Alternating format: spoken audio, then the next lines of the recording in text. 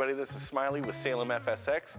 Wanted to show you the new 2022 280 RT. Let's go take a look. All right, in our new kitchen, we've increased our overhead storage space by consolidating down to our new convection microwave. Still the same 3-burner glass top stove with a cover, and our farmhouse 15-gallon sink, along with our 11 cubic foot Everchill 12-volt fridge.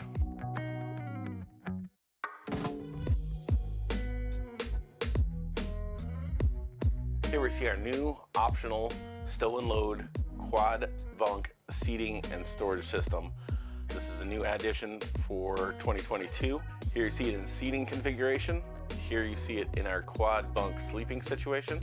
And here you see it, everything's stowed up so you can still put your toys in the back, no problem. New for 2022 is our upgraded patio railing kit, which sets up quicker, easy install, also moves out of the way, stores quickly, and gets completely out of the way for loading your toys. Also included on this 280 RT is our new extended power package, which includes our 190-watt solar panel permanently mounted on the roof, 30-amp controller, and our double battery tray.